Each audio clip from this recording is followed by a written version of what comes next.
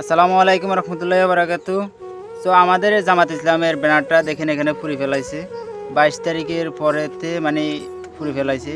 আমরা ব্যানারটা লাগাইছি, সো আমাদের ব্যানারটা পুড়ে ফেলাইছে। তো আমরা আপনাদেরকে দেখাইতেছি, তো ভিডিওটি বেশি বেশি শেয়ার করবেন যেন ভিডিওটি প্রশাসনের কাছে পৌঁছে যায়। মহাখালী সুবর্ণচর সরকেলাক বাংলা বাজার 8 নম্বর ওয়ার্ডে আমরা ব্যানারটা লাগাইছি পুরাতন ব্যারাকের কাছে। আর আমরা ব্যানারটা কোন জায়গায় লাগাইছি সেটা অবশ্যই দেখাতেছি, দেখেন আপনারা অবশ্যই দেখবেন যে কোন জায়গাতে আমরা ব্যানারটা লাগাইছি। তো আমরা এখান থেকে যদি তাদের বিরোধী দলের কিছু মানে একটা পোস্টার ছাপাইতো বা লাগাইতো তা আমাদের কোনো আপত্তি নেই, কিন্তু আমাদেরটা কেন ছিল এটা সব থেকে মূল কারণ। কেননা আমাদেরটা কেন ছিল আর আমাদেরটা আবার পুরো ফেলাইছে।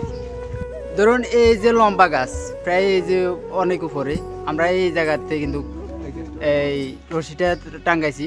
সো আবার এই পাশে টাঙ্গাইছি। সো তারের উপরে যে কারেন্টের তারের উপরে কিন্তু এই যে ব্যানারটা ছিল।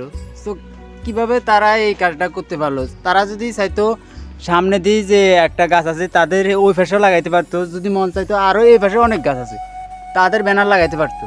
সো এই যে জামাত ইসলামের ব্যানারটা যে ছিঁড়ে ফেলাইলো বা ফুরিয়ে ফেলাইছে অলরেডি, তো এটা কি তাদের একটা নৈতিকতা হয়েছে?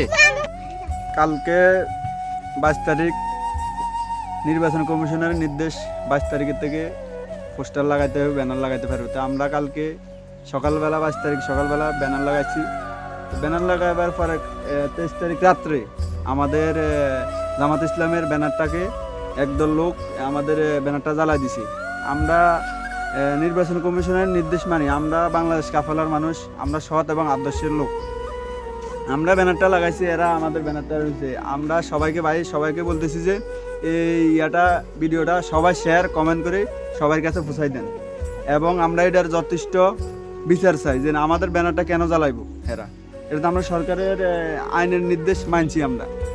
আমরা সবাইকে বলতেছি যে এটার প্রশাসনকে বলতেছি আমাদের এটা তদন্ত করে সুস্থ বিচার দেখি আমরা। সো এই ব্যানারটি কিন্তু তারা পুড়ে ফেলাইছে। তো আপনারা বুঝতে পারছেন যে এটা কারা করতে পারে এই কাজটা। তো এরকম জঘন্যতম কাজটা যারাই করতে পারে তারা অবশ্যই অতি দ্রুতই আইনের আয়ত্তে চলে আসতে পারে, কারণ বুঝতে পারেন যারা এই কাজটা করছে তারা তো আর মানে এটা থেকে তো আর ক্ষমা পাইতে পারে না।